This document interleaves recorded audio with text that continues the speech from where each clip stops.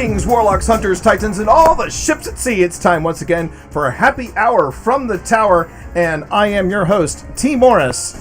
Well, I'm ready if you are. I have been ready for this for months, almost half a year. I've waited for this moment, but sitting across from me, I'm Nick Kelly. I will mention you in my next book. My working title is The One Who Was Chosen and the One Who Watches, who is also very good. but also very good. Very good. Very good. Sitting over to my left. I'm Brandon Kelly. Long story short, I get busy. And I'm thinking, I've got this. You know, when you're in that, you go, I got this. But man, I soon did not have it. Which is why you're not in the captain's chair, because you're I'm gonna like get you sick. you're like patient zero. He's got something. And finally, after so many months, and I'm going to tell that story. Scared the cat. Yeah, I know. Sorry, Ghost. Mystery guest, sign on in. I am Stephanie, aka the Vintage Moon, on Instagram. I obviously make costumes and play Destiny. I'm a big fan of Borderlands 2, so There you it's been go. a long, Just here long to time admire the coming. tats, or we gonna talk? All right. Now, we know, by the way, chat, just so you all know, before anybody says, wow, her audio's a little spotty. Yes, her audio may be a little spotty. We're going to work through it. If it really becomes an issue, then what we'll probably do is we will opt for plan B, because let's be honest, this is the first time she has ever done video.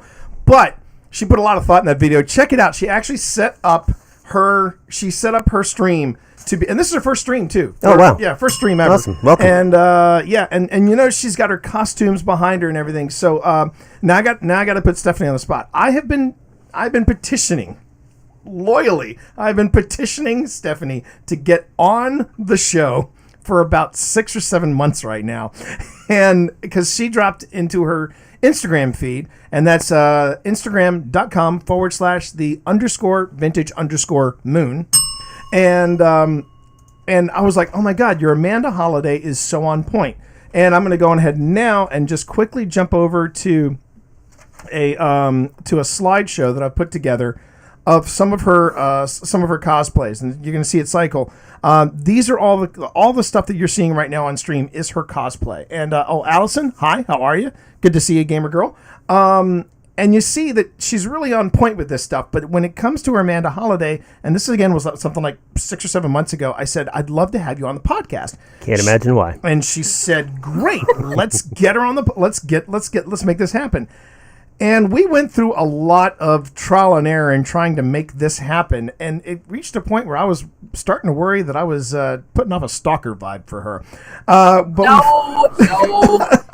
You do that a lot. I do. No. It's my superpower. Keep in mind that the guy who's obsessed with Amanda Holiday just asked her where she lives. So we're good. There's that. There is that. So, Stephanie, thank you for finally joining us here on Happy Hour from the Tower. It's a thrill to have you on here. So tell us about the Vintage Moon. Who are you and what do you do?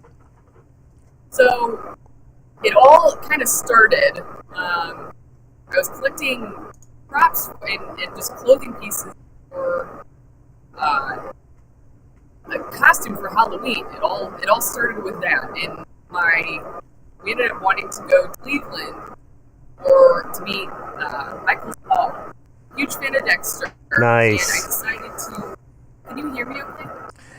I'm beginning to think we may have to go to audio only. Your Discord? Sadly, and have you have you come back on, because the audio, it starts off really well and then it cuts in and out. And we might have to get you back on, because I caught like maybe 70% of that. So Right. So you want to go on ahead and switch back over to phone like we did last night, and then we'll just Yeah. I'll just have I'll have plan B running. Okay, so sorry. No. Look. No look, sweat, no sweat. You set this up beautifully with you framed with the costumes behind you. This was awesome. We got that much, but that's why I put together plan B. So I'm going to go on ahead and we're going to go ahead and show you off. And what'll happen is I will end this call. I'll wait for you to get back, and then we'll get you on audio normally. Okay. Okay, sounds good. All right. Be right back. We'll fix it in post. We will fix it in post. All right. So while we wait for Stephanie to get back, guys, first off, Brandon, how you doing? because we did it. We haven't had a chance to. I haven't had a chance to finish the editing of the 2-man podcast that we did. But how are you doing in your pursuits? You're going for dredging now, right? Yep, I'm currently on the way to trying to get dredging because I just want to be an all-out darkness guardian. Because why not? I have to reset my infamy once, and then I have to do it twice more for the ghost shell. Right. Because it's one of the things on the collections page. And then I have to get the Protect the Runner Triumph. But after that... Oh boy. Okay, that didn't work. Hold on 1 second, everybody. We're going to fix that in post as well. the joys of that. Let's see.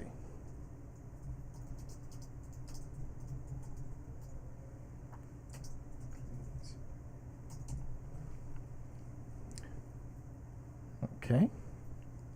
Please hold. Technical difficulty. Ah, there she is. Hold on. And I think we are good. Can you hear me? Oh yeah. there she is. Oh yeah. Okay, so let's take this. I'm going to take a break real quick. Oh, you can take your. Okay, go for it. All right. So what we're gonna. So I got to say something Are you okay? because I think you just leveled up in my book, by the way. Because I'm scrolling all the way down, and I see your Yes. I see your Captain Hammer. Oh, she did Captain Hammer. Oh, she did.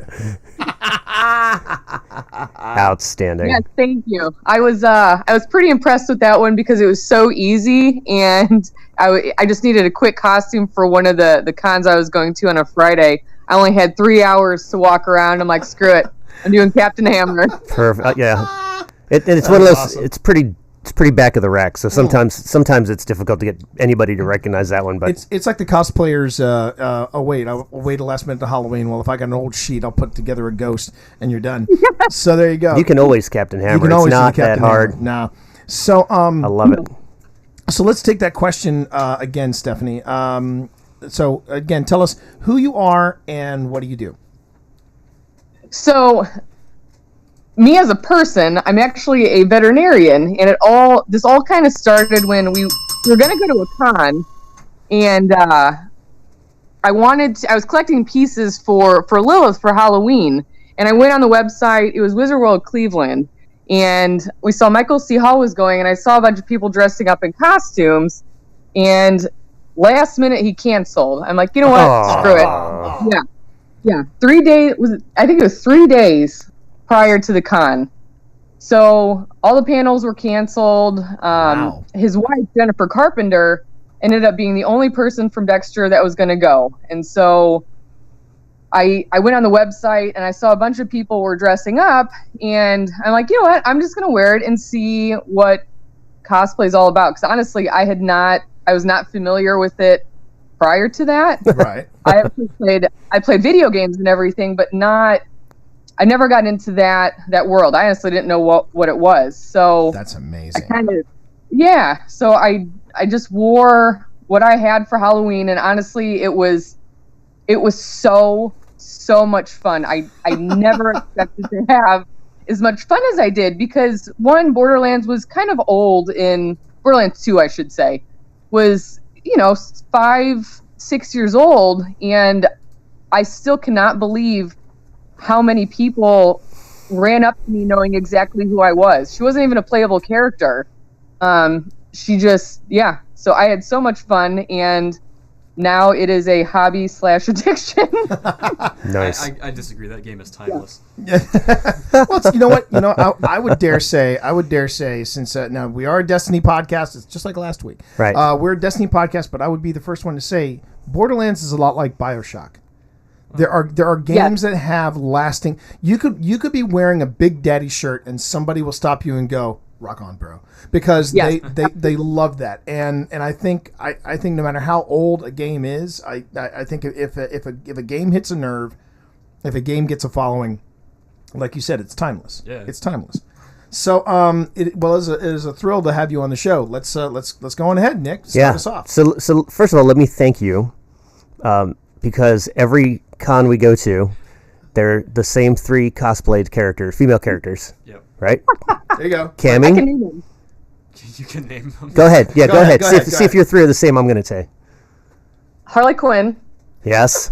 Harley Quinn, and Harley Quinn, maybe Catwoman or Wonder Woman, and that's literally it. Now, what were you saying? So Harley Quinn is correct. Yes. Well, Harley The other two that we see nonstop are Diva. Cammy and Diva. Yep. Yeah. Oh, Oh yeah, Yep. yes, that's fair. yeah. So just don't ever. Just thank you for not doing this. Like you leveled up like right away. Trust me, this is amazing. So as T mentioned, this is a Destiny podcast. So obviously that's what. Yes, not right. Here we go. I can hear the Borderlands theme starting up. There you go. You don't know what there is. Yes, sorry. We're gonna get to Borderlands in a second. I know. Everybody just Handsome breathe. Jack. I got this. Oh my god. Okay. So, all right. So you already confirmed with us that you play Destiny. Yes. So here's your first trapdoor question. Because if you answer it wrong, we open the trapdoor and throw you to the Easy. sharks. Easy. know. So, two-part question. What do you main, and what drew you to Destiny? So, I will say Warlock. Yes! There's a reason I like her so much. You just want to get out of I here. will say You are, Warlock. you are always welcome on this podcast. I noticed you never invite Titans onto the podcast. What's wrong with you? Fewer of them. What? In Destiny 1, Yeah. in Destiny 1, I loved my Titan when the Taken King came out. When we played through Oryx multiple times, I honestly loved being my Titan though. So All right. yes, Warlock. I'll take the hand off the trapdoor. It was close. Mine's going on. I regained your faith. So now what drew you to Destiny though? So originally I had been an Xbox person, and my cousin he played on PS4 a lot, and he's like, so there's this new game coming out. Actually, he was a Bungie moderator, and he may still be for a very long time. And so he's like, there's a game coming out with some PlayStation exclusives that I think you should pick up. And so I switched to PS4, bought Destiny 1, and that was everything went downhill from there in terms of life. Tell him we said thanks. Yeah. Yes. So yeah, that was pretty much how it got started. And interestingly enough, I did mostly stuff solo for the first couple months, and then I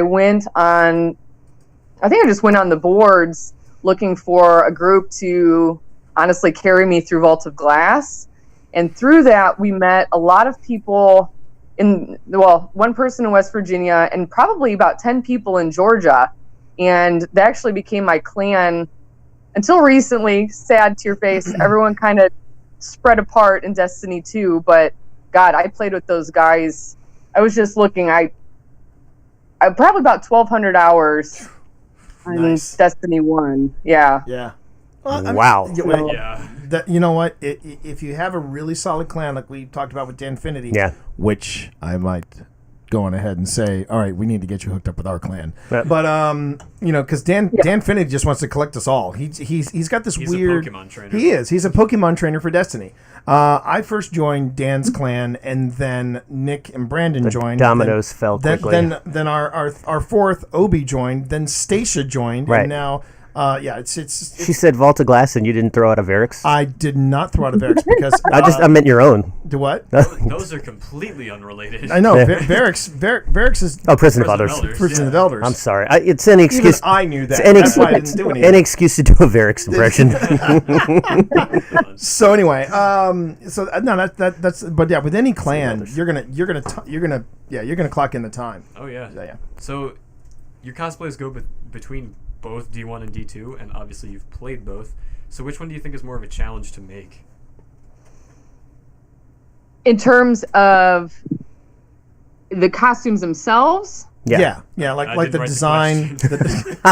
Well, I did have. If you took a look, Brandon. Happy it Hour says from the Tower, behind the design- scenes. You The know what? design of D1 or All D2. of you do assume I can I do this read. thing called writing. It's a thing I do, and I'm pretty good at it. He's last time I a checked. lot of cough medicine. I mean, so what do you? Perfect example, like the which we're going to get into more detail later. The Petra design in D2 is very different from the Petra design of D1. So, Yes. which one do you think is? What do you think is more of a challenge? The design aspects of D1 or the costume design aspects of D2? So what I chose, definitely D2. The first time I saw it, though, when I went to the Dreaming City, I saw Petra. I was like, I have to make that. I just Nice. I have to freaking make it. And I did not. So the couple that I made before. So obviously, Holiday was not technically that hard to make. I had a lot of fun wearing her, but it was not that hard. Then Aphrodite, I would say that was my first one that I challenged myself on in terms of I used a couple different materials to make it, and I had never used them before. So that one was harder, and Hawthorne was pretty hard too. That was the first sewing project I did from hand. But yeah, Petra, I would say by far was harder because I used a bodysuit pattern, which I had never even remotely come close to doing something like that. And it has to fit you pretty darn well to look presentable to the public. Yeah. So I would say definitely D2 in terms of challenge, especially for me. So yeah. You mentioned your Aphrodite outfit. It's pretty awesome, let me say that. Well, thank you. I'm pretty damn proud of it, I have to say. I put her up just for being on display, and I keep staring at her, so thank you. You're thinking, I need to get back into that puppy. You should be proud of all of them. They're amazing. Yeah, absolutely. Especially the Borderlands ones. That's not what we're here to talk about right now. In a minute. So Watch yourself, young man. I'm working on it, man. How much time and cost does a costume like that take or demand from you? Oh God. Wait, which one? Aphrodite. I would probably say 200 hours, give or take. Mostly because I procrastinate. I stare at it. I drink beer. Play some more video games. But actually, I was making her for Fan Expo Canada. The reason we were going there is to meet Nathan Fillion. Oh, and nice. So, nice. Yeah. So I wanted to get her done for later that year, but I'm like, you know what? I need to get this done because it's a big con, a huge con. Yep. And I just wanted to wear her around and get an autograph in her just to see if he would recognize her. Unfortunately, he had an accident. Oh, for he Pete's sprained sake. his back. Yeah, he sprained his back and was on a bunch of painkillers. So he was just kind of, he made it through, but you could tell he was hurting. And so I didn't expect any sort of, I didn't expect any sort of like, oh my God, you're Lady Aphrodite. But no, he didn't recognize me, unfortunately. He's got my low back problems, the same Oh, exact. Like he was pushing gotcha. during the filming at Castle. He was pushing for 4-day filming weeks. Like it's Right. that chronic. Right. He's had it for a long time. man. That's awful. You're just having the worst luck in meeting people at these cons. I'm noticing, Stephanie. It's just it's rough. It's rough. You're almost like oh wait a minute, is Stephanie going to be there? I can't make it to the con. I'm sorry. I just Right. can't No, make it to the con. I'm not. I'm just not going. Right. It took her 7 months to put up with us. I mean, Well, there is that. Yeah, There boy, is that's a awful consolation prize. There you go. We met Paul Rudd cool. at C2E2, and so luckily that all worked well. So I can't say it's all been bad. We're going to get to C2E2 later as well. So there we go. All right. That's enough time wasted on everything else that's not Amanda Holiday. Let's talk. All right. Kick back. Smoke Damn you it! got I him. fucking disappointed you guys by not setting her up. No, that's okay. The trapdoor's still closed. That's okay. Just remember in the montage that I've got here Yeah. of her cosplays, there are 2 pictures of Amanda Holiday. 2. Compared to You how have many a of Gage and Lilith. 14.5-foot monitor that I'm staring at her cosplay right now. It's not weird. Okay, not weird at all. not weird. Not weird at all. Right. I don't judge it. Oh, I like her. All right. We need to keep her. So big shout out to friend of the show, Courtney Taylor, who was our Yeah. first voice guest. We had Yeah. other guests, but you got her down to the freckles and the tattoo and you did everything short of cutting your leg off, You which would know. hey, I contemplate none. right. So yeah, full disclosure, I do have a forward momentum tattoo, just to give you an idea of like how stalkerish this is. Oh, about. that's fantastic. Yeah. So why Amanda Holiday? So I think she's pretty badass. One. You're correct. Two. Yeah. You could Two, just stop there. I liked her design, and I wasn't sure many people were going to recognize her, which at the first con, I think there were 3 people that recognized her. Oh wow. Yeah. But no, she's a fun character. Honestly, it was going to be a fairly easy costume to make, and I thought she was pretty adorable in D1, and that was why I chose her. Full disclosure. And you don't actually have to wear contact lenses with that one. No, I do not. Like all No, of the other no, ones. those make my eyeballs hurt, and anything I could do to try and avoid them, I do. Smart move. Yeah. Smart move. I'm a fan. Except for not making cosplay that requires it. Can we thank you for not you could have taken it one step further and just been the only person in a hangar that's worth talking to, because they've left her by herself with nobody but Dead Orbit and Zur for months. I'm surprised she hasn't killed anybody with them. Cult's there too. That's fair. Who? That is very fair. Hey, Exactly. watch it. Yeah, Future War Cult is still there. Faction rally since season 3. Who? I know. It's kind of a mess. Don't we have a Future War Cult pony down here? We have Future The Twilight Sparkle War. Twilight Sparkle War Cult. She's down there. There you go. That was a gift from the guys. Yeah. We don't. You're welcome. Yeah. Oh, there we go. All right. Yeah. So we got the gallery up, so people can see the different recent cosplays that you've done. And we'll have a gallery in the show notes as well. Right. A little more extensive, including Kratos. I'm finding out is how it's pronounced. But again, that's for the second half of the show. So there we go. Like Aphrodite. Aphrodite. Yes. All right. Jeez, you boys are off the rails. Oh, Bad. really? Yeah, you guys need to rein it in. I get more energetic when I'm Apple on the set. tree. Yeah. Good Lord. Weird. Pot, kettle, right? You know, kettle. Yeah. Hey, kettle. So let's pivot to props, right? So you've talked about doing the costuming, and you talked about doing some of the different sort of body style templates and things like that. And but in the pictures, so for Hawthorne, so you've got the sniper rifle. No Lewis, but you've got the sniper rifle. I know. My husband keeps giving me crap. I don't have a Lewis. I think she should have Lewis perched on the tip of the rifle.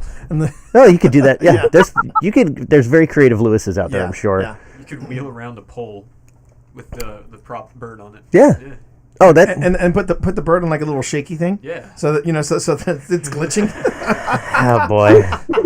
All right. So you got the sniper rifle for Soraya. You've got the hunting knife for Petra. Yes. So what? Do it again. Right. Maybe she'll film herself flipping it. Your favorite there we go. emote. Yep. So is it harder to do the props or the costumes? And then when you're looking at a project, how much of each do you take into consideration? So I would say the props are generally easier because I'm very, very picky on how things fit. And I feel like I end up going back so many times over just trying to make those small little details on how it fits. And it has to be somewhat comfortable or else you just can't move around for 6 hours or else you want to die. Right. So I would say generally the costumes, but my Kratos axe, which I don't know if you want to talk about that right now or later, that was a pretty big pain in the ass. Yeah, we'll go into detail on the Kratos That stuff. is not off the shelf. No, no, definitely not. But we're gonna reserve the first half, talking with the exception of Brandon's segue into the second half of the show. We need to get her a chaperone. But Yes, we do. Yeah. there we go. Yeah. We need to make that happen. If not the chaperone, there's For coming on the show, shut up. We need to get her the chaperone. Don't you choose any other character. Wow. I'm sorry. I mean, or The tone of this podcast just took a dangerous curve. right. I'm enjoying myself, so it's fine. Okay, good. I mean, so are there other props from Destiny that you are thinking about doing, or you're kind of itching like I could give that a shot? I've always wanted to make a gun fully from foam. With the detail in what the Destiny guns look like, that is going to be somewhat of a challenge. Right? I actually made a template. I forgot about this. So the Iron Lord axe. Oh yeah, The big- yeah. The Iron Lord axe, yeah. So I had made that probably when I first started Aphrodite, hoping that I was going to have enough time to complete it. I've always wanted to make that because it looks so freaking cool, and I'd probably put LEDs inside so nice. it glows Everything's orange. better with LEDs. Everything's better with LEDs. What are you talking about? Yeah. That was one of the ones that I wanted to make. Petra's knife was. I had debated on buying it. I'm very happy that I ended up making it because 3D printing has come so far. Yep. The detail and what you can do with it. I don't have anything.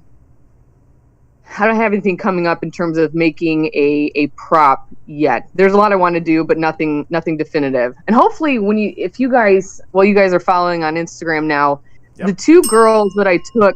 Yep, thank you.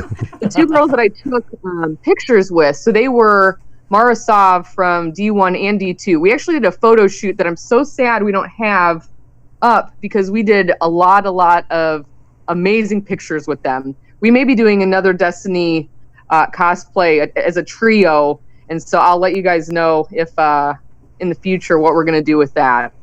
Oh yeah, So- absolutely. Well, just consider if you want to show off any of the stuff that you're doing cosplay wise, you can send us photographs, and we'd be more than happy to put up a gallery on our blog. Absolutely, that would be a blast. How rewarding is it to cosplay Marasov from D1 and have it be like, oh yeah, and then she died, and then all of a sudden Forsaken comes out, and you're like, holy crap! Yeah.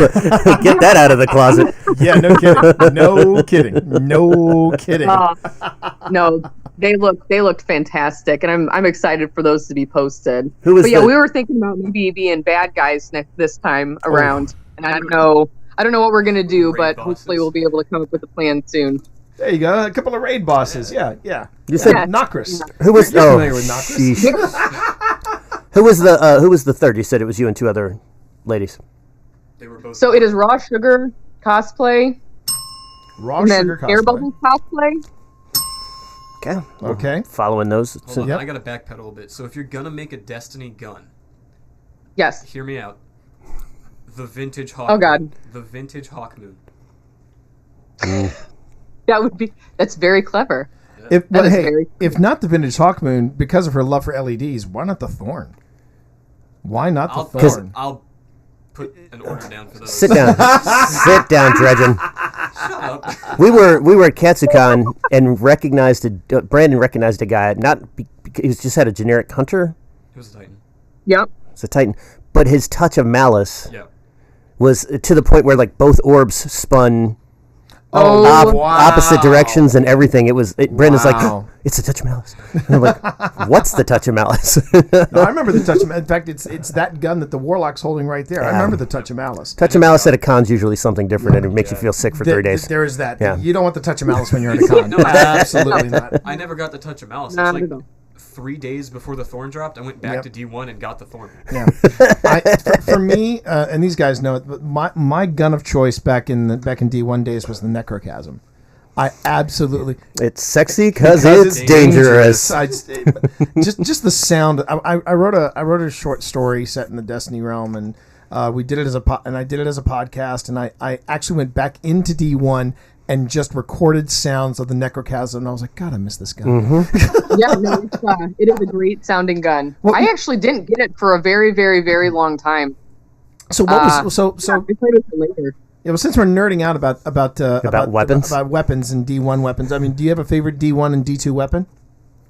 So honestly, the touch of malice, because I would say the majority of probably my time in Destiny 1 was the Taken King, and I played that raid so much. I was obsessed with the touch of malice just because you could drop both bubbles, you can knock those freaking what were their names? The sisters.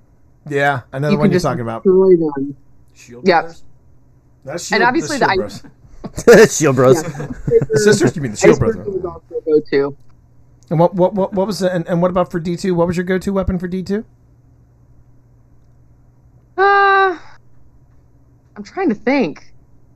I know this is sad, but I don't think I was not in love with as many guns in D2 as I was in D1. I was Skyburner's obsessed. Oath. You're trolling now, aren't you? Edge Transit. I See, for me, Hawk Moon. for me, it was Necrochasm in D1. For D2, I will double down and say it. It's the Trinity Ghoul. Thor. I freaking love the Trinity Ghoul. The glee that I felt when I drew back. I never got it.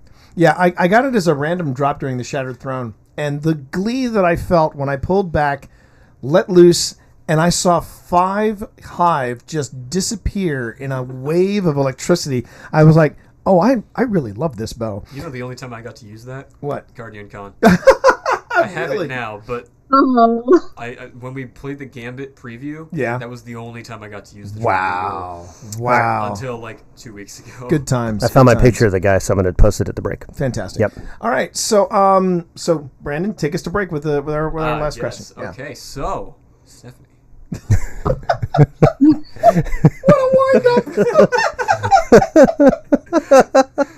That's the cough medicine talking. Oh, yeah, you know it. Okay.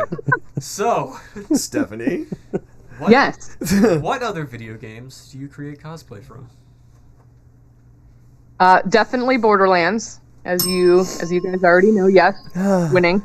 I recently did Red Dead Redemption Ooh. 2. Oh, that's right. You did. Yeah. I saw that one. Yeah. Yeah. God of War. And I would say God of, are we there yet? God of War. Yep, God of War. God of War. That I think that's it. But I'll be honest with you. I'm just obsessed with the style and art of all the Borderlands games. I'm in love with them. Between that and Destiny, that takes up probably 90% of what I want to do and what I have done. I mean, that's the amazing part is that you're making these gorgeous cosplays and you're still finding time to game. Yeah. I find that extremely admirable. That's fantastic. If you come to a con out this way, we actually have Borderlands VR, so you're welcome to jam on it. That's awesome. Yep. Yep. So that's awesome, everybody. So for those of you hanging out and chat with us, thank you very much. Right now we're going to take a brief break, and this is where we're just going to take a breath. We're just going to go ahead and collect our thoughts because we're going to talk about some of these other cosplays that Stephanie does.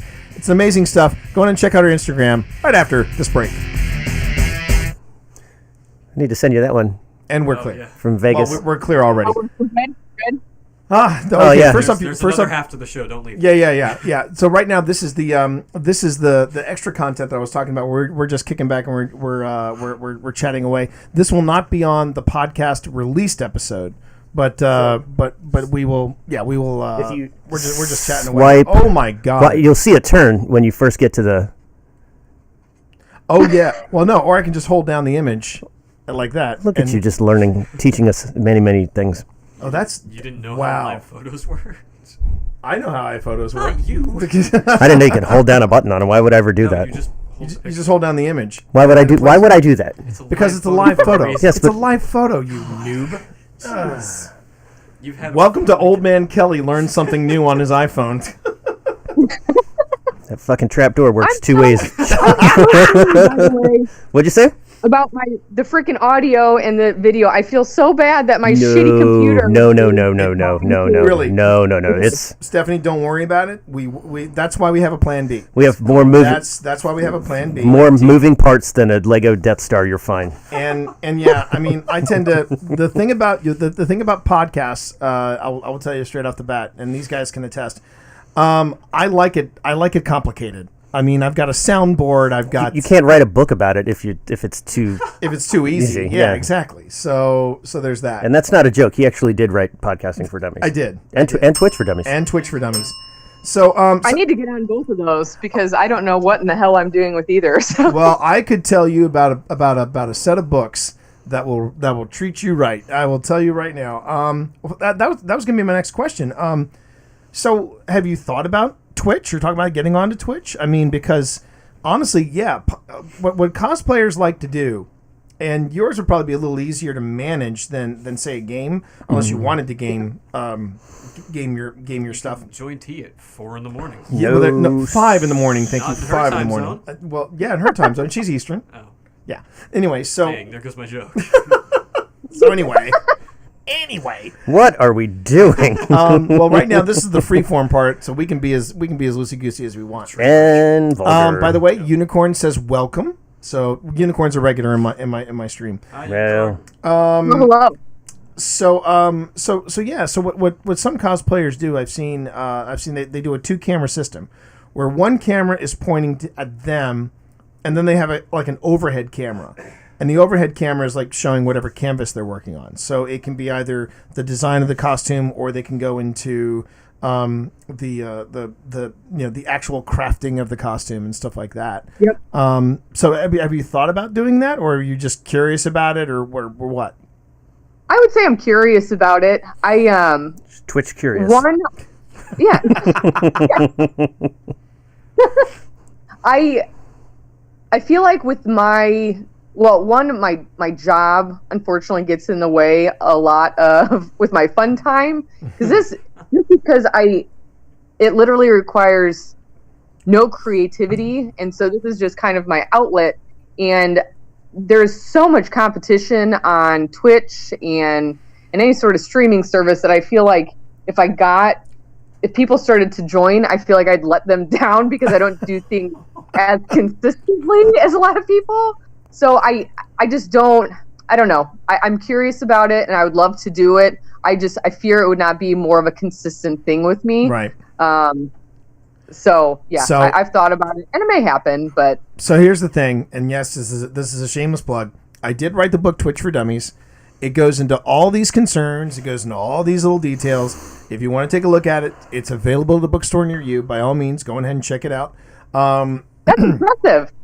Yeah, it was really a lot of fun to write. Do you want me to give you $10 and you can just send her a copy? I mean, Well, no, we can also do that as well. I'll pony up a couple bucks for you. Don't worry about it. For having a We'll guest. take care of it. I tell you what. I'll No, PayPal you what? as long as you sign it.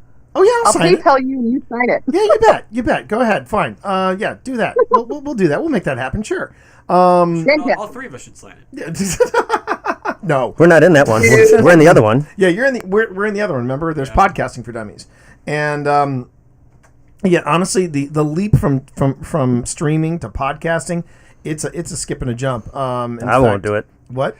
I won't do it. Well, Brandon's trying. He's trying at least. Brandon doesn't edit for podcasts. That's true. There is that. I just posted that Touch of Malice guy on Instagram, so you get to see it. Oh, fantastic. Oh, that's Fantastic. awesome. 9 seconds ago. But no, it was it was really Stalker. oh man. Welcome to a slice of our Right. world. I get to go from this to WrestleMania. This is my Sunday. Speaking of which, Yes. did you see Sweat Rash. That's the name of our punk band. That's it. Yes, I know. Did you happen to see the Coffee John Oliver? and- Did you see the John Oliver takedown Oh, I did. of WWE? I did. What were your thoughts on it? I think he's right. Yeah. Oh, yeah. I had no idea those Right. guys were independent contractors. That's ridiculous. That's a nice tag. It's so they can't unionize. Yeah, Yeah. exactly. Right. Of course, they're all dying at late 50s and 60s when every Yeah, form but apparently don't say that to Vince McMahon, or he'll take a swing at you during an interview. Vince McMahon sucks. Yeah, no kidding.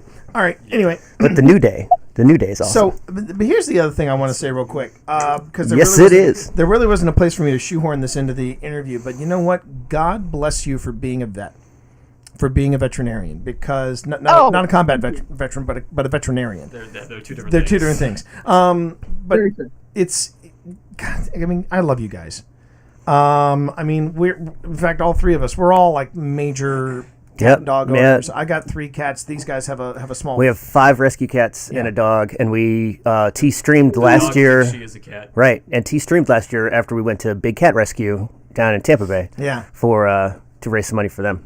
Yeah. Oh, that's fantastic. Good for you. Yep. So we love our vets. We love our veterinarians. Where's my ghost? There he is. Yeah, he's up there. My Thank Benedict. you. Yeah. So yeah, I mean, yeah, your job may not lend itself towards creativity, but you know what? What you lack in creativity, you more than make up for in tenacity, and I would also say in constitution, because you got to deal with people like me who, when a cat's day has come, I'm an emotional wreck, and you're like, Mr. Morris, it's okay, take a moment, have a seat, etc., etc., etc. I mean, yeah, and I. Yeah. You guys are freaking heroes in my book. I mean, seriously, you guys are freaking We heroes in my book. appreciate that. There, people, and this could be a whole other conversation, but Well, that's what this segment's for. That's what this segment We'll is make for. a whole new podcast. Yeah, there you go. It can get challenging because bless people like you who found a good vet that they trust and appreciate, but there are a lot of situations where it's a very, very emotionally charged visit when people come, and especially if they're new clients. If we've never seen them before, it's always hard you're literally relying on a stranger who's me to give recommendations, and a lot of times if they come in really sick, they may not have a lot of money, and it just more and more I feel like it becomes, especially on the internet, a lot of animosity towards veterinarians sometimes, and we just try and help. And I'm so happy that you guys are animal lovers and you have found good vets that you trust, because we do try and just help. And I don't know, it's a weird world out there right now with social media and it's social hard. Media warriors. Yeah, it's hard. No, it's very hard. I mean, I remember the vet we had previous to the one that we're visiting now. There was one of our cats we brought in, the cat was, the vet was picking her up, and she was going, doing a little hiss, and the vet just said to us, "Oh, she's like that because she's cranky." And then we decided to try a different vet because that vet was just they kept hiking up their prices and kept nickel and diming us. And we said, let's try this new vet that just came into town. And this new vet was the first vet that I've seen in like 20 years that didn't favor one certain kind of pet. I mean, she was just as affectionate with the dogs as she was with cats. And she's petting Nikki, and she just picked her up and she hissed, and I said, "Oh, don't mind Nikki, she's just cranky." And the vet looked at me without blinking an eye. She said, "No, she has arthritis." And I was like, "I beg your pardon?" And she's like, "Oh yeah, take a look." And throughout the entire visit, the vet's hands never left the cat. She just continuously kept petting her, and it was I'm like, I never saw my other vet do that. And our cats love her. I mean, this is the first vet that when we bring her in, my cats start purring. They're like, "We love this cat. We love this human. This human is awesome." And that's the other thing I do at this house. We it's the theater major in me. I give all our cats voices. But Benedict, who Nick has nicknamed his ghost. He was a rescue cat, and we almost gave up. We almost gave up on him, but I was like, I'm going to see him to the bitter end. And it turns out he's got part of his problem was the reason why he was so skittish with everybody was he also had arthritis. So if you ever watch my morning stream, there's this whole routine I go through where I have to drug the cat because I'm the only one that's up early enough, and I have to drug the cat. And if I don't forget, people in chat will go, "T, you need to drug the cat," and I'll walk in with a syringe. It's a cover story. It's just to cover the fact you have syringes in the bathroom down here, and we saw.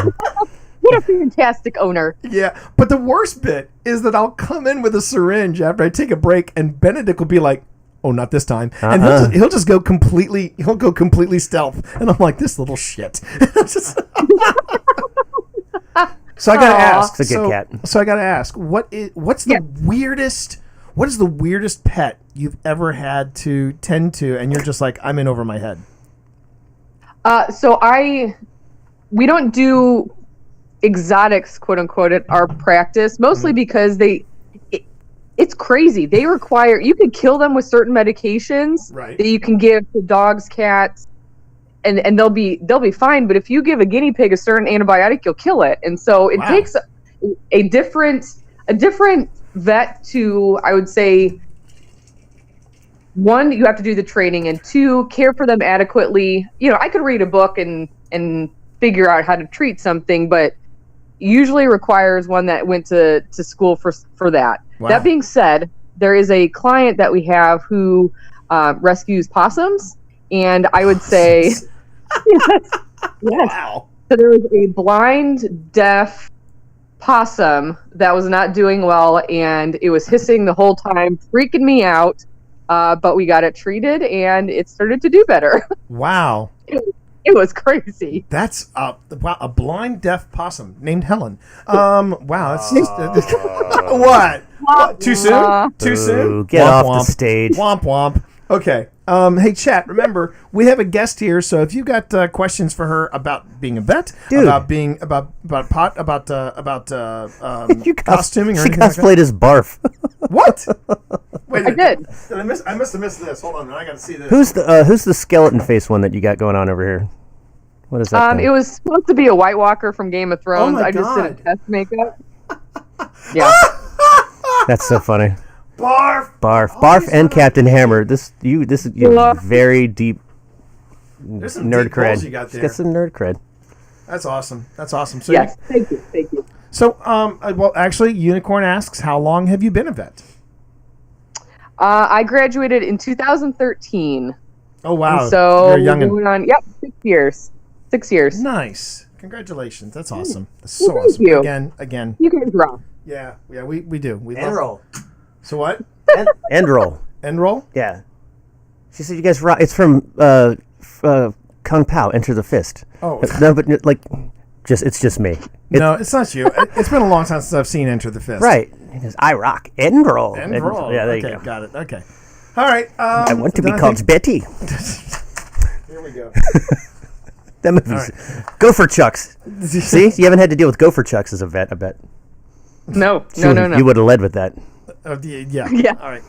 On that note, I think it's time we Rein this shit in, baby. We're gonna bring this shit in. Okay, we're getting all the swear words out. We're gonna come back in. We're gonna do the second half of the show. Energy drink. Yeah, energy drink for the win. All right. Rev 3. That's me. Rev 3, dude. Okay, so here we go. Oh, by the way, I Oh, should say real quick. Quick re-intro. Yep. We do the. Make sure she knows when. Oh, right. Yeah. Okay. So here's how we do our intro. Here's how we do the rejoiner. So basically, you're gonna hear. I don't know if you're hearing the music or any of the other audio that we're pumping out, but we have an audio cue for you. Basically, theme comes in, and I go, and we are back with the second half of Happy Hour from the Tower. I'm T, I'm Nick. I'm Brandon. and that's your cue to say And I'm Stephanie. Yep. yes, or if you want to say Good guess. and I'm the Vintage Moon, or whatever you want to call yourself, you go right ahead. Okay. right. So I like the conviction. In fact, you are Stephanie. yes, you are Stephanie. And Stephanie. They call me Tim. Tim. Oh, Tim the Enchanter. The best one of those is still Joya. We had Joya Zmansky. Oh my God. On, Oh my God. And she comes back in. And I'm T. I'm Nick. I'm Brandon. And she goes, and I'm Failsafe, and I'm better than you. She did it in character. She's the best. And then we later found out she read all of her lines, like all the ones that ping pong between the two different personalities in order. Like she didn't read all the happy stuff and then all the sad stuff. downer. Nope, she did. I can't remember what the two names were that Kevin had for the two personalities, but Oh yeah. Yeah. Don't look at me. but that she's hilarious. And then we had the guy who directed her come on, Kevin McMullen. Kevin McMullen. He's amazing. Oh, that's fantastic. And tell stories about like everything from her to John Malkovich. Yeah. You just we get lucky. We've really been lucky in this lucky. podcast. We've been very, very lucky. We when Kevin McMullen came on, he was telling. So I'm a raging fan of Frank Langella. So when I heard that Frank Langella was in D2, I was like, oh wow, The Envoy. And apparently, Frank Langella walked into the office, looked at Kevin McMullen, and said, "You look exactly as I expected." Which Kevin's just a heavy set dude with a huge beard, and I got takes a beard, you nothing. can lose a battery. Red just takes pictures of his dog all day long, Yeah. and he was just like, yeah, that's Yeah. that was So right now, Great dude, though. So and then some of the other, but then we get these. I don't want to say oddball, but these like unique guests that are like we got Richard Sloniker, who He's does amazing. he does all the mocap Yeah. for Cade and some of these other characters. And the Guardian. He did all the mocap. and your Guardian. and the Guardian. Yeah. And now Amazing. we're working on. Well, no, we have locked it in. Yes. But we are getting Richard's. We're getting Brandon Brandon O'Neill. O'Neill.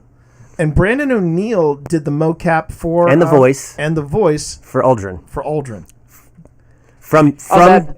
from day one, from 2011. Yeah, Yes. he's been there since the So, beginning. Yeah. He owns it. Oh, dude. Oh yeah, oh he so owns it. He trolls everybody. He's the I bet best. he's like the nice. I heard he's the nicest guy, and he seems to be very, very well liked when he's at cons and people have met him, and so that's freaking awesome. But the best part, but the thing is, as nice as he comes across, at the same time, he will troll people. Trolls everybody. He trolled everybody when Aldrin first came out. Right. I just Orphan the Colonel, check. yeah. I said he put up one of his trollistic tweets, and I said, "Damn son, you got some titanium. You got a titanium set on you," and he went ting ting. Wow. Yeah, he's excellent. Yeah, So, he's Doesn't he sign the Ace of Spades a lot? say that again. Doesn't he sign the Ace of Spades a lot when he does Yes. autographs? Yep. Yeah, he does. Hands them out. Yep. He's a riot. We the only people we haven't had on the reining that in is going to be hard because he's a theater guy, and you two are, yeah. and his son is Oh, in boy. choir. So it's like, So we're gonna have a right. good time. I'm going to We're be gonna like, have a hey good guys, time. remember when we were talking about Destiny? Like, let's get back to that. I actually have to probably steer us back on course, That'll be which your is job. weird. All right. But yeah, the only people we haven't gotten on here yet, which we would really like to do, is to get the game developers on. And because we met some of them at Guardian Con, and it was the weirdest feeling in the world because we would tell them, You met some of them at Guardian Con. okay, I met some of them at Guardian Con, Right. and I went up to them. I said, I just want to. I said, hey, I just want to say thank you for making such a great game. And they in response would say, thank you for playing it. Of course. And it was just the weirdest feeling because they as much gratitude as people were giving them, they were giving it back. And That's amazing. yeah, it's very cool. It's a very cool experience. And yeah, that was we were extending business cards and saying, give us a call, and we haven't got any of them yet.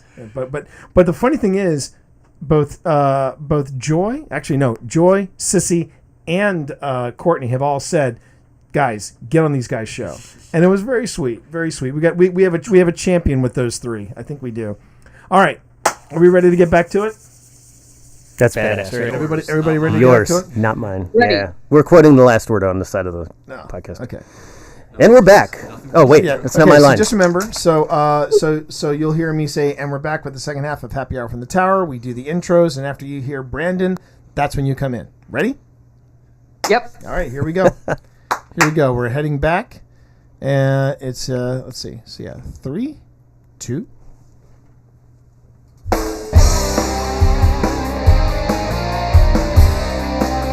And we are back with the second half of Happy Hour from the Tower. I'm T. I'm Nick. I'm Brandon. And I'm the Vintage Moon. Yes, you are. She nailed it. Excellent. She nailed it. Stuck the landing. There you go. Well done. With certainty. With certainty. Yeah.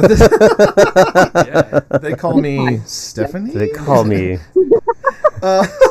So before In all fairness, if you cosplay that much, you might forget who you are. That's true. That's true. And she's going deep. She's going deep in some of them polls.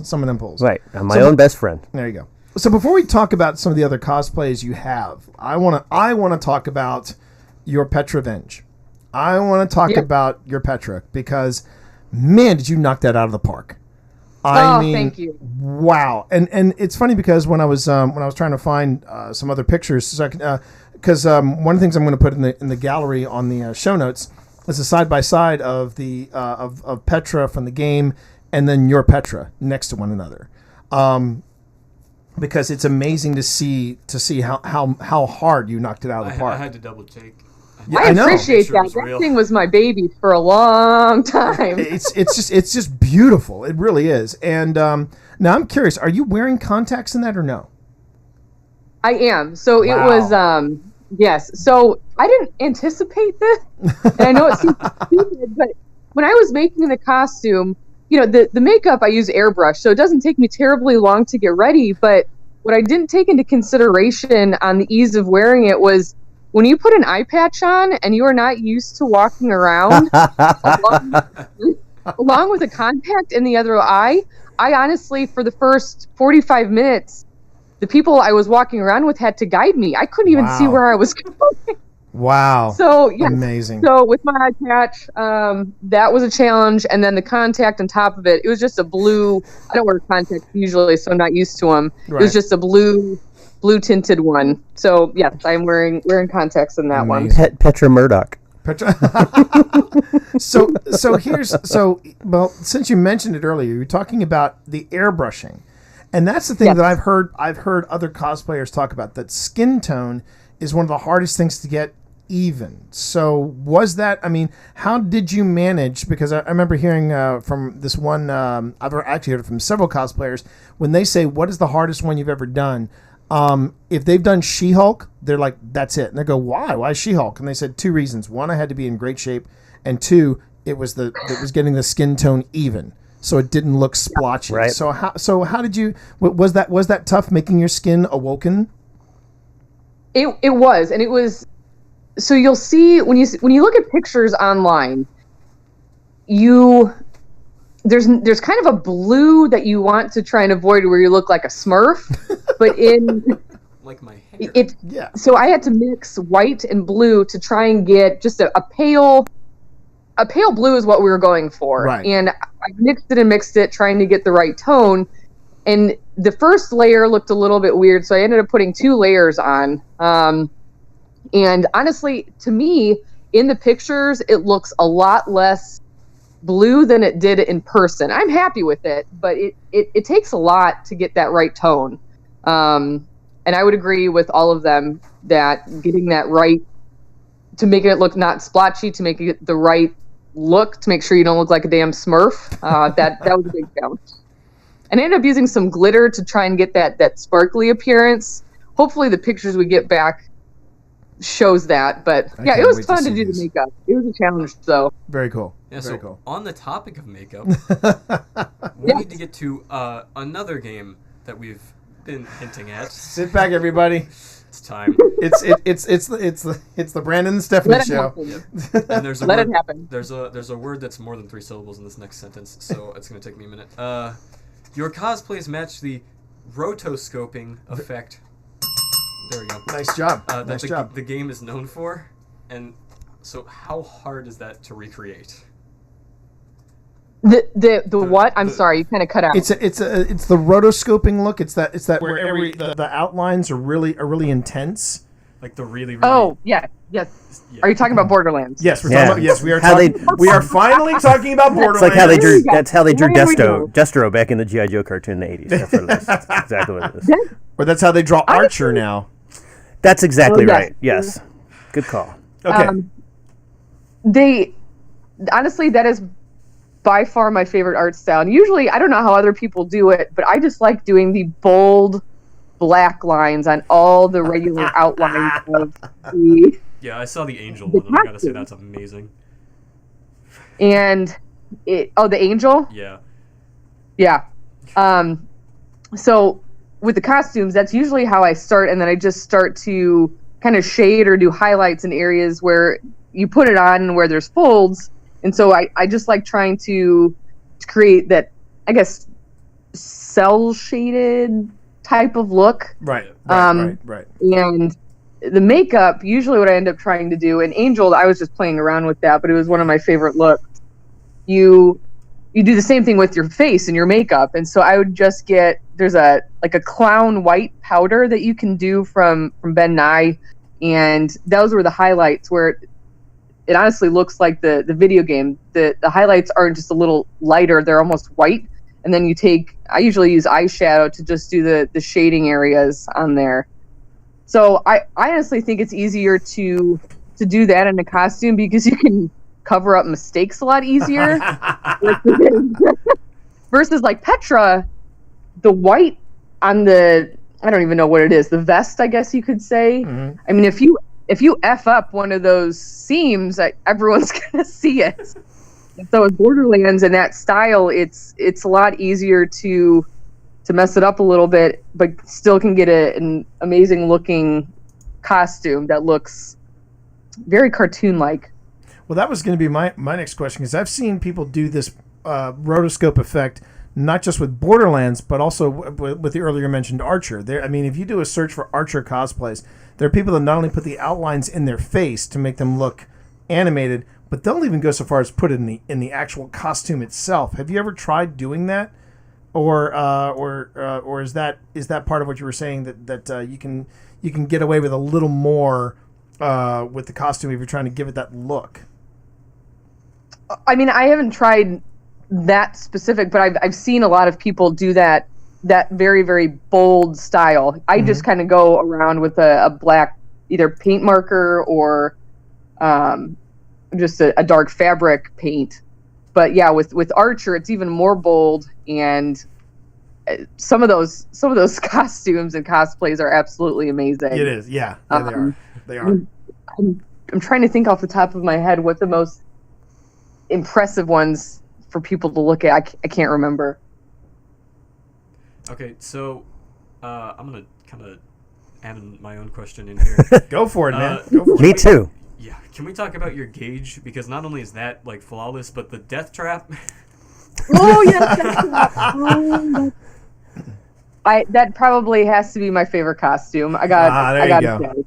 Yeah. So Gage, she was, I don't know if you guys have played Borderlands, but she came out as a DLC. Yeah. Yep. I know you have, Brandon. Yeah. I love you for it. I love you for it. You're obsessed as I am. But yeah, with her, she was a DLC character, so she actually wasn't even in the original game. And when I started playing her, I loved her style. 2, I was trying to get my husband to cosplay with me, and I couldn't come up with a great character that I thought he would, I don't know, want to wear as much as I wanted to wear mine. And so I'm like, well, what if I make you into the robot and you don't have to show your face or anything? You can just kind of stand there. And so it was going to start as it almost looked like a prop, but bless his heart, he ended up putting it on and wearing it around all these cons. And I think it took about a month to make. It's all made out of those foam. Have you ever seen at the Harbor Freight where they have those smushy floor mats? Yep, I have. He's made out of So he's made out of those and PVC pipe, and he's just kind of one big skeleton that I outlined with a bunch of the EVA foam, and then I painted him in. I think I only did it in about a week and a half. But he was the shading style. It just honestly, it looks cooler in person than it does in pictures, and I freaking love that costume so much. So I'm going to put both of you on to test. When you're talking about Gage, which costume are you talking about? Are you talking about the original Gage, or are you talking about this lovely holiday edition that you came yes. up? I love this holiday edition. It's like post-apocalyptic cheer. Yeah. It's funny because that's just what Gage is. Yes. I have so many friends of mine trying to convince me to get into Borderlands, and I'm like, guys, if I do that, I got to hang up the writing career because it's nothing's going to happen after that. It's addicting. It is. But yeah, I actually the holiday Gage, that was just kind of a last minute decision because we had a con, a very local one that was a week after Christmas, and everything was still going to be decorated in Christmas stuff, and I had never made a foam wig before, so that wig I made it's just foam. It's just the 2 millimeter craft foam that I shaped around my head and just started adding pieces and pieces to it. And I just made that in probably about a month. But I absolutely love how that one came out too. Amazing. So, Brandon, I mean, right, hold on, before you get to that. So, because I'm sticking with Borderlands. Oh, there we go. Name's Here we go. Lilith. Yeah, I know. Okay. I got it. I'm looking at. You did a progression set of pictures on your Lilith from March to October 2017. Oh yes. Yeah. Okay, so one of the things that you changed, and none of the other guys in the room is going to ask this question. It's going to be me. You completely changed the approach toward the tattoos. So how did you figure out sort of what works best for that? So the first tattoos were kind of shitty, I have to say. they get progressively more intricate? Yes. Okay. The last ones that I did were more true to what are actually on her arm. First time that I did her makeup, I had practiced just kind of drawing on my arm, but I did not anticipate how long it was actually going to take to get ready. It took 4 hours. Wow, man. To get ready. Wow. Yeah. That's the cost of being a siren. So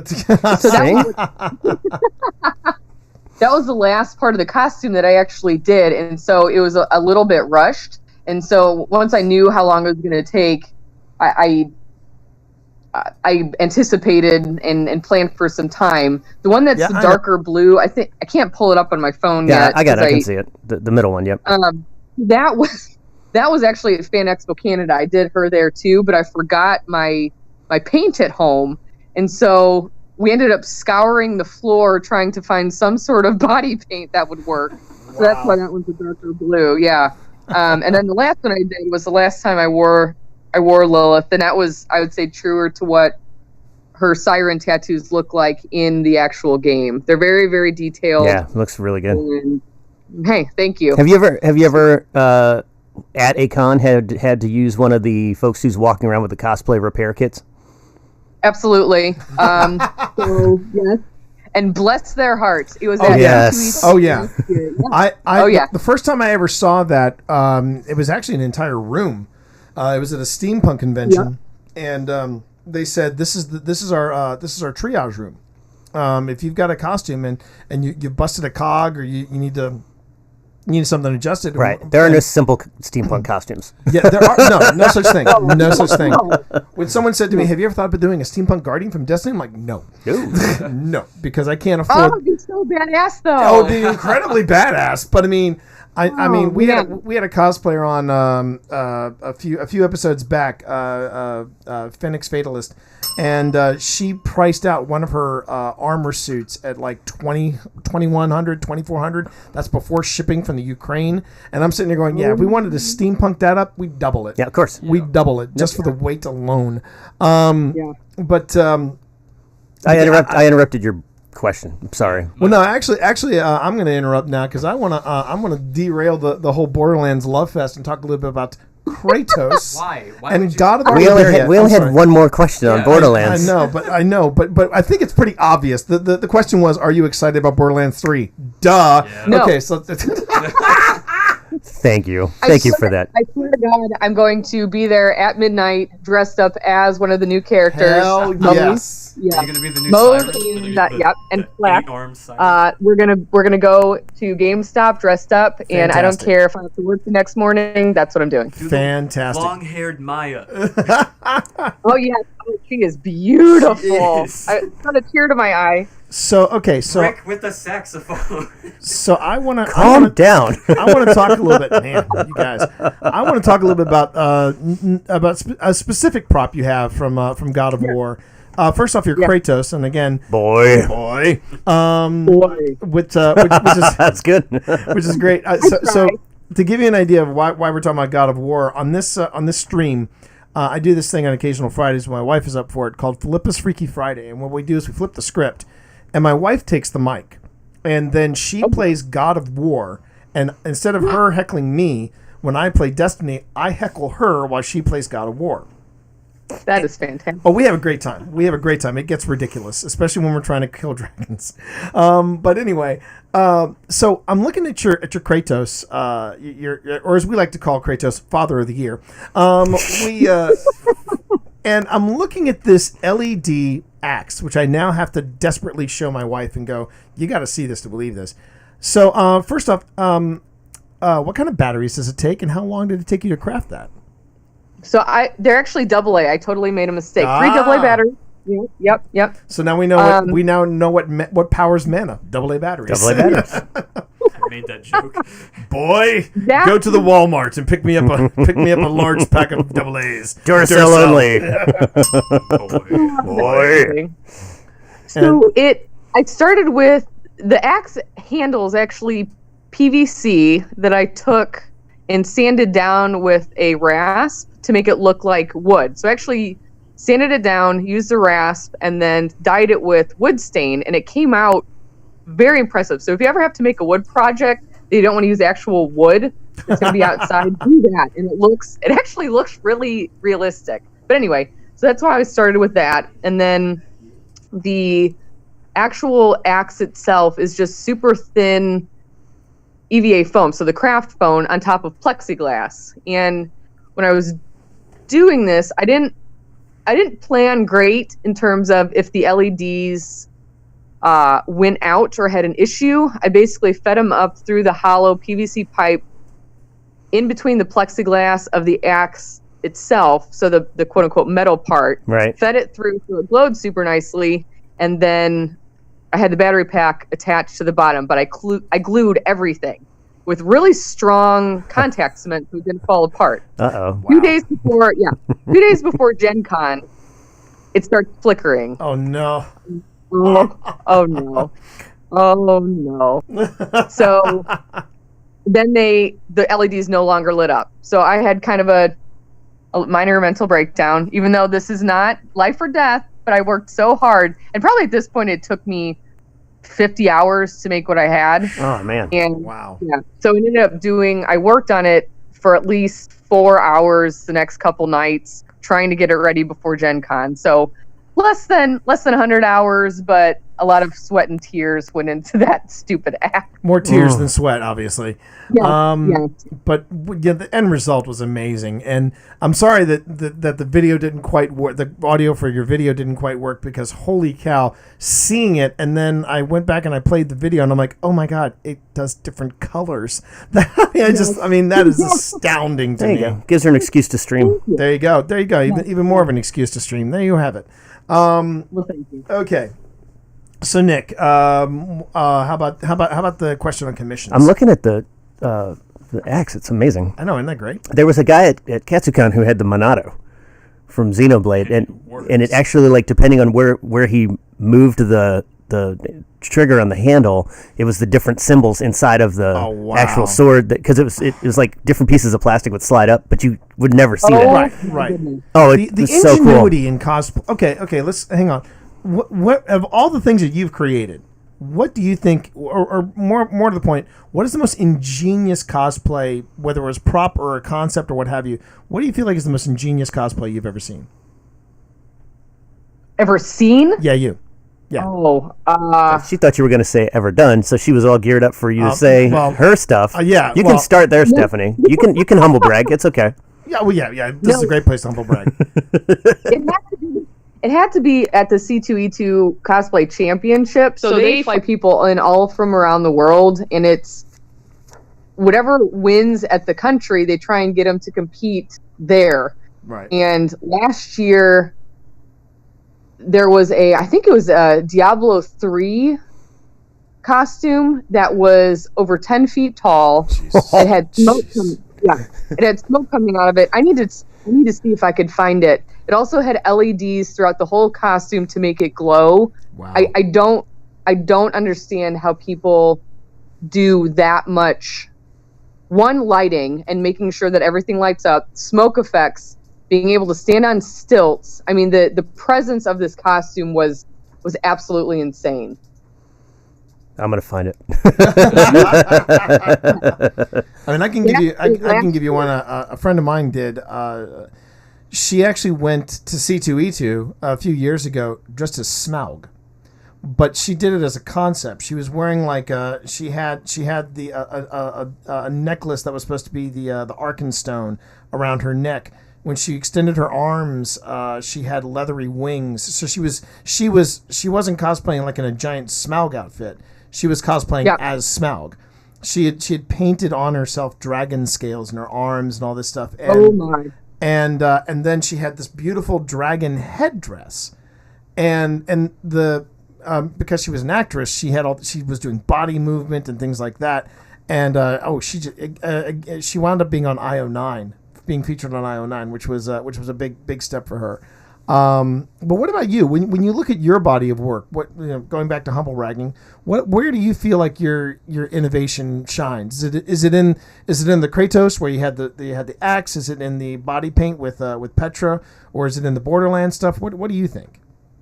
So I would say the Death Trap would be my number one, I have to say. Two, actually, I don't even know if I was actually more proud, I would say, of the leather work that I did for the Kratos costume. That was all hand. I did all of it by hand, the leather work. Woof. Yes. Oh my God. I got friends. so- I got friends who work in leather at the Ren Fair. I mean, that's not easy by any stretch. So fantastic. Well done. Thank you. That was, I would say, up close. That was by far my most proud. And I could probably go into battle with that, and I would be safe. My shoulder would be protected. So I would say that one. Just trying to get, with no previous leatherworking skills, I would say the making of that was my most proud. Oh my god! Really? That's your first thing? Really? I quit. That's it. Rage quit right here. Is there piggybacking off of that? Is there a particular target cosplay challenge that you just have thought about but haven't taken on yet? Oh yeah. Oh, that's a loaded question. What's your white whale? Come on, what's your white whale? I want to hear it. What's your unicorn? Hera the Valkyrie from God of War. Wow. That's I think she is in my Instagram that I was planning on making her, but I ran out of time and did not get it done for C2E2 this year. But she has it is one of the most beautiful costumes characters I've ever seen. And there are a couple people making these wings. That's my biggest challenge. Is I don't know how I'm going to securely be able to fasten them to me without falling over, and transporting them. Yep. I'm obsessed with their designs though, and they're so freaking badass and beautiful. That's my white whale of costume. I'm staring at it right now. You would have to rent a truck for those wings. Yep. You are absolutely correct. There was a Maleficent at MagFest. And that was our first question. Like, how did you get those big, huge black wings? You probably had a 10, maybe 12-foot wingspan. What about our mutual friend? So we have another friend of ours, Knit Freak Cosplay, on Instagram. Her name is Carrie Seidman, but she goes by Knit Freak _cosplay, I believe, and that's KNIT Freak _cosplay. She did a Hela. A full-on Hela with the headdress, and I looked at her and I said, "How do you do that?" And she just said, "I have to walk very carefully." But she also does looking at her now. Yeah, she does like Renaissance snow. Man. Yeah, she does like a lot, and now she's doing photo shoots with her kid. Yeah, and it's just ridiculous some of the stuff that she comes up with. Beautiful. Yeah. Knowing that the answer, if the answer so far is no, then the answer is going to be Brandon. Has anybody commissioned you to make any cosplay or any props yet? I've been asked a couple times if I sell stuff, and the biggest thing with that is, it'd be cool to make money on something you have so much fun doing. The problem is one, if people have a time limit, I would say yes, I would get it done, but I would hate to disappoint anyone or have to be late or anything like that, because they rely on these, and if they're only going to one big con a year, they absolutely rely on you. Yep. One, to make sure it's perfect. Two, to make sure it's shipped and doesn't break. And three, I would say if you're paying a decent amount of money, it better damn well be close to perfect. And I love my stuff, but I've not dove into that yet. I've thought about it, especially if I get to the point where, one, I can't afford to go to cons anymore because they are not cheap. No. I've thought about it, but I haven't done it yet. So, I think we're nearing the end of the show. So let's go on ahead and let's just end on the. So we know what your white whale, your unicorn is, but what is the next? What is the next or the current big cosplay project that you are working on right now, and where can people find you to watch you put this all together? It would be just a combo for Borderlands 3. Obviously, we know that we like Borderlands. There we go. But, okay. Yep. Moe's and Flack. Those are the two next big builds, and I just started collecting pieces and planning how I'm going to make them. I am on Instagram by far more than any other social media account.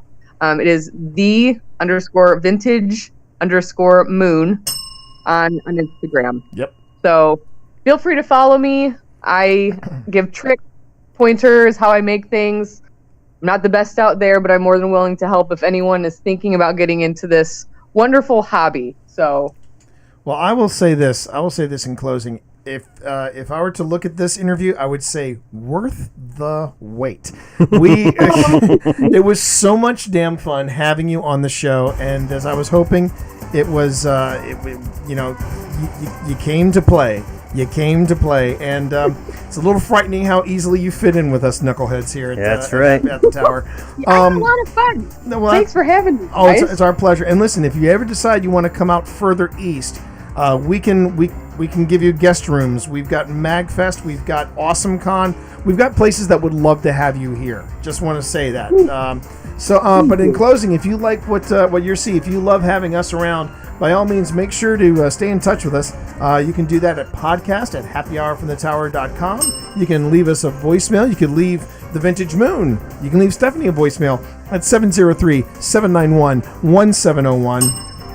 You can also find us at happyhourfromthetower.com. And, of course, you can find us here on the Twitch stream at twitch.tv/TheTmonster. And on behalf of Nick, on behalf of Brandon, remember, folks, that Happy Hour from the Tower is protected by a non-commercial, no derivative, share-alike United States 3.0 license. You can find out more about that license at creativecommons.org. So in closing, everyone, eyes up, Guardian. Time to give up the ghost. The first round's on us.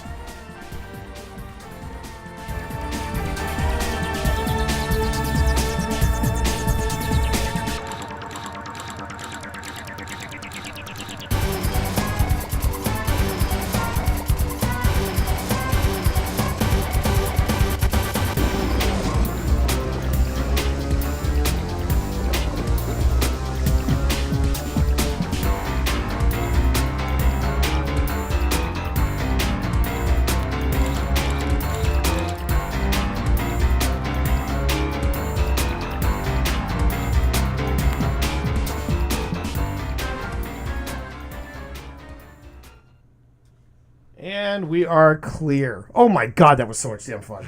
That was so much fun. Brandon, have you heard of Borderlands? I hear it's this new game. Yeah. Is this a new game starting up? Borderlands, everybody? I've never heard of it either. It's fine. Clearly not.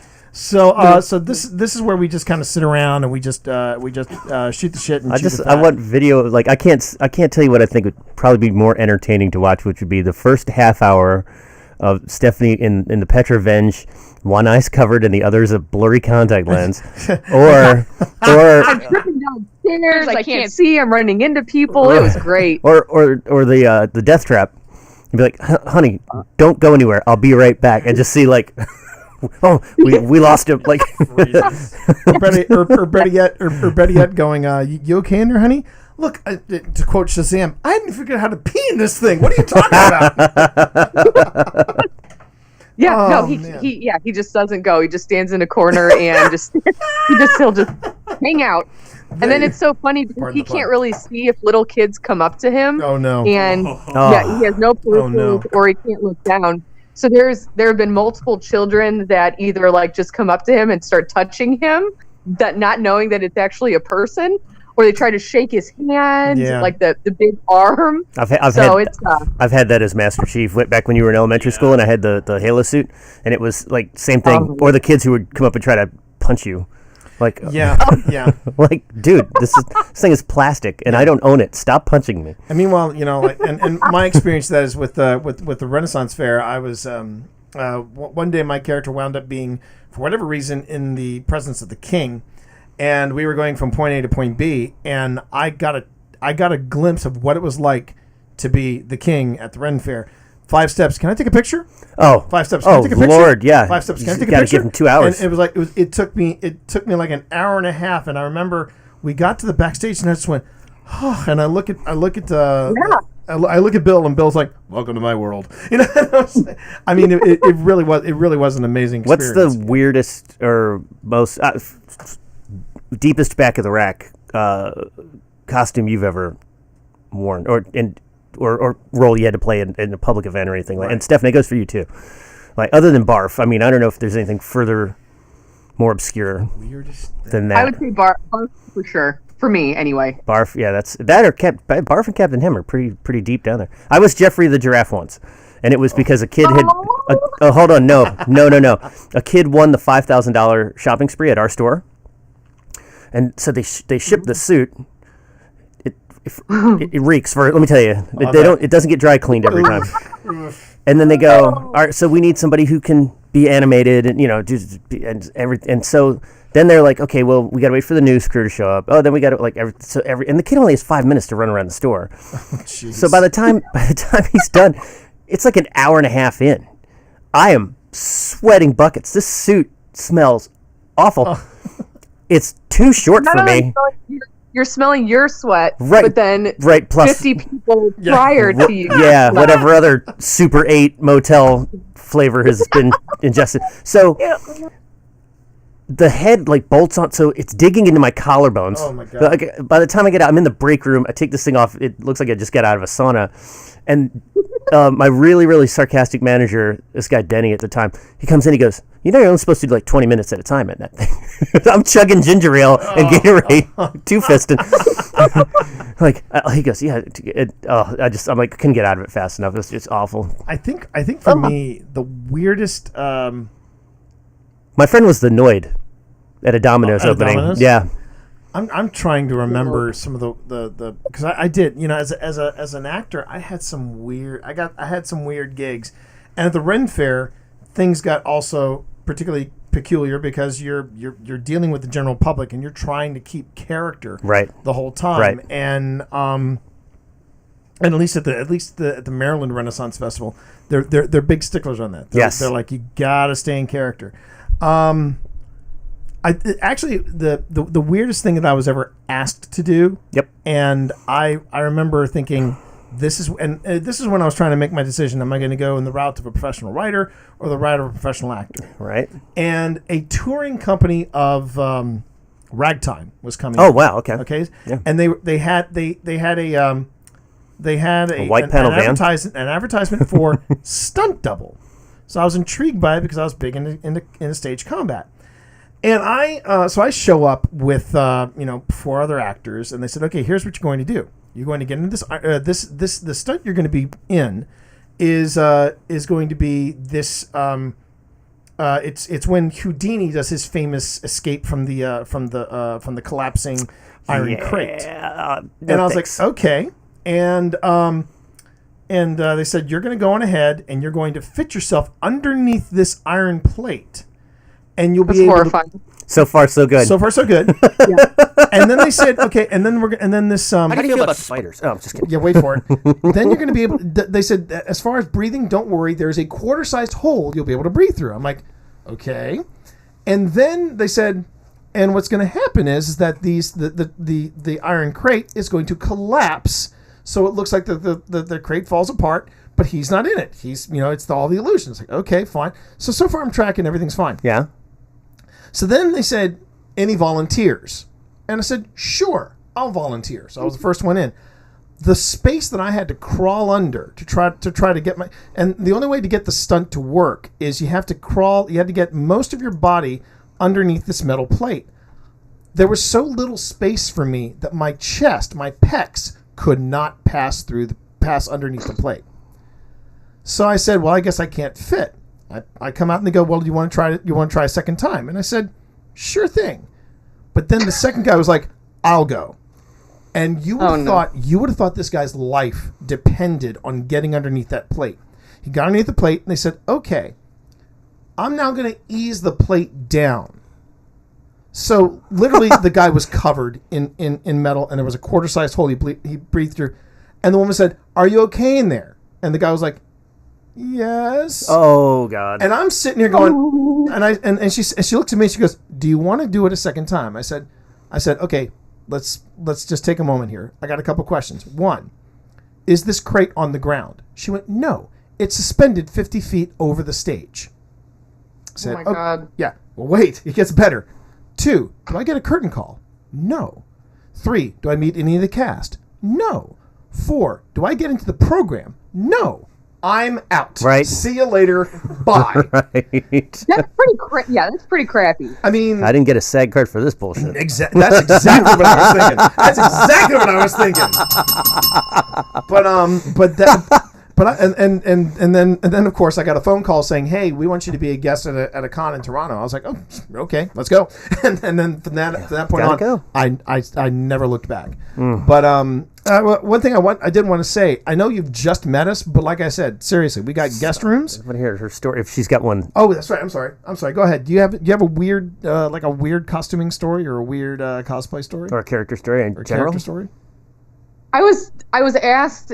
I just get very weirded out by asking me to act like I'm killing someone, and this huge, big, burly dude came up to me with an assault rifle that probably looked a little bit too real, and he asked me to hold it and assassinate him. He didn't say like pretend. He's like, just kill me. Act like kill me. I'm like, okay, this is I'm very uncomfortable right now, but it was the first time I ever did it. And as Lilith, I assassinated a guy with his fake assault rifle. So You hope it was fake. that is as skeevy as the Jeffrey costume. Yeah, it's just, he didn't even say, he's like, just kill me. Right. Kill me. That's his I'm like, thing. Okay. Okay, All right, Jax. I'm uncomfortable. Right. Moving Yeah. along. Yeah. Moving along. It's not that kind of con, buddy. So speaking of uncomfortable, like I said, you just met us, Right. but we have guest rooms, and because you're a vet, obviously we know you don't have any pet allergies, so that's Right. good. I'm actually allergic to both dogs and cats. You what? Really? Yes. And she's a vet. My God, Doesn't you take should be a her work, though. saint. You should be a It's saint. dedication. It's ridiculous. So all I was going to say. No, Oh, go ahead. What were you going to say? I take allergy pills. I'm good. yeah. So- We have both Quality Inn and Super 8. As well as we have Hampton Inn. We have others in the area. But what I was going to say was some of the events out east. Since I know that you're kind of you're East Coast based, that you might want to think about bringing some of your amazing work to. I just saw Tina Belcher. To what? She does Tina from Bob the Builder. Okay. So Or Bob's Burgers. Or Bob's and Bob's Burgers. I'm sorry, Burgers, it's yeah, ahead yeah. of myself. Jesus. So Bob the there's- Builder. So there's Awesome Freudian Con, slip. which Nick and I are going to be, actually all three of us are going to be speaking at. We're going to be talking about podcasting and streaming at Awesome Con. Huzzah. And then we're going to have 2 panels on soundtracks. We're going That's to do amazing. That. Yeah, and then there's another one I think you would also enjoy called MagFest. That stands for Music, Art, and Gaming. And I've heard of it before. oh, it's ridiculously fun. That's the one. It's in January. It's cold, but it's But with your costumes, it's perfect because you're not going to be sweating bullets. You're going to probably be one of the warmest people there. Yeah. But you're also not going to like Katsucon, which is a couple weeks after that, and it's all the anime chicks wearing nothing, and it's 8 degrees out, and they're doing photo shoots. Yeah, that's without the wind chill. coming off the Potomac. I thought I was going to lose my thumbs that one time. Dude, it was bad. Yeah. But at Katsucon this year, there was one dude. There were a couple that really stood out. There was one guy who did DJ. Come on, Brandon, from Overwatch. Lucio. With 2 working turntables and everything else. And at one point, the girl who voices Sombra jumps over and starts dancing with him. It was it was so good. And then cosplayers are great. Then there was a girl who came up, shaved head and everything as Jack from Mass Effect, and Courtney went crazy for that because she was there. Right. The Shulk guy. There was one guy. Stephanie might get this. She gets pretty deep back of the rack. Who cosplayed as Will Ferrell playing Harry Carey on Saturday Night Live. And I said Cubs win, and you would have thought that I just handed him the cure for cancer. He went on the pre-memorized like whole monologue, and I'm like, yeah, it's pretty good. So Yeah. there's always really, really good ones. MagFest. AwesomeCon's good too, but it's just that's not the one to bring the wings to. No, There's the one- nowhere. There's no room. If there was, and even then, you got to figure out how to navigate it beforehand. But Dragon Con would probably be Atlanta. but that's the problem. It's Hotlanta. I mean, it's Labor Day weekend in Atlanta, which means it's like you step outside and it's a sauna. It's the only downside. But the cosplay I saw there is just stunning, A grade. It's on my bucket list, and we talked about it the last couple of years because like I said, I just got into this whole thing a couple of years ago. But everyone talks about Dragon Con mostly because, well, one, everyone goes. The costumes and cosplay is insane. Yep. And the groups that people put together just to like hang out and do photo shoots. Yep. Oh yeah. Crazy. Oh, it's nuts. Yeah. It's like nuts. one big- And there are people. one big happy, loving party with costumes. Oh, it is. It is. In You have fact, the one that's really popular there is if you're cosplaying as the guy waiting for the elevator. Yep. Yeah, there's a lot of people who do that one. That's a popular one. But there, I mean, you talk about deep pulls. There was a woman that I absolutely just lost my shit over. I died, and she said, "This is why I do this costume." But she was doing Scarlett O'Hara, but she was doing Carol the Burnett, Carol Burnett as Scarlett O'Hara with the curtain I rod. saw it in the window, and I just had to have it. I mean, and she's walking around with the curtain rod. Some of the other memorable costumes that That's fucking awesome. and she That's was great. selling it. Oh. She would do the pose at the top of the stairs. I mean, and there was the curtain rod, and I was like, I've seen it all now. I've seen it all. But there was a guy running around that same one where I saw that Carol Burnett. There was another guy running around as Ed Wood.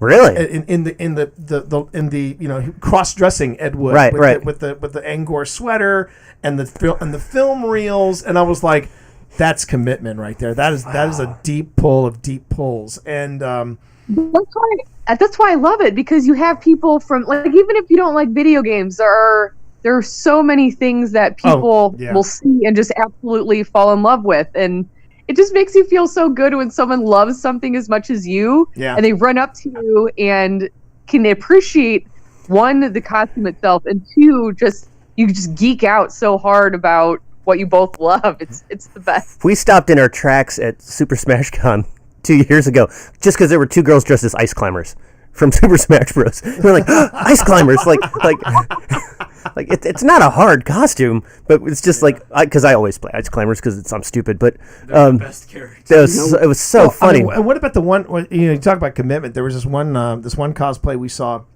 where this girl was the evil spirit from The Ring. And she was walking Samara. around with Samara, and she was With her TV. She had the TV, and she was and if somebody said, "Can I take a picture?" she would just nod, and then she would sit and she would crawl into her TV, and then slowly start crawling out. Oh, it was so good, and I as a big fan of that movie. Yeah. I'm like, oh, dude, and she's got, and all of a sudden, like, she just disappears into the TV. Yeah. And we're like, what is, and then she crawls in that really jerky. Oh, so good. It was crazy. It was crazy good. That was MagFest. Yeah, that was MagFest. That was MagFest. So yeah, but if you ever come out in the DC area, just let us know. We'll set you and the hubby up. It would be a delight to have you, because it was a delight having you on the show. Absolute delight having you on the show. I will hit you up, because out there, we need to, one, it's expensive. Two, navigation with someone that is actually familiar with the surrounding area, that is always super helpful. Well, now keep in You mind, guys though, are awesome, so. here's the trade-off. Here's the trade-off for the cheap housing. Yes. The trade-off is that. Thank you. No. The trade-off is that Manassas which is the area that we're in, is about, without traffic, how far? 45 minutes. 45 minutes. That's without traffic. DC traffic is some of the shittiest traffic you'll ever encounter. That's what I hear. It's a parking lot. 66 is a parking If we're lot. but if we're smart enough about it and we know what times we're supposed to be We doing, can coordinate. It's Yeah. you just It'll be a good time regardless. exactly. Oh, We'll yeah, hang out. absolutely. Yeah, we'll bring the VR. You can try your hand at Borderlands Well, VR Yeah, we'll get you in or studio. Elder Scrolls VR. Yeah, VR. I have that too. We have that. All right. Well, listen. Again, Stephanie, it was an absolute pleasure having you on. I'll see you on Instagram. Give me an address, and I'll go on ahead and I'll send you a copy of Twitch for Dunnies. I'll make sure to sign it. I promise.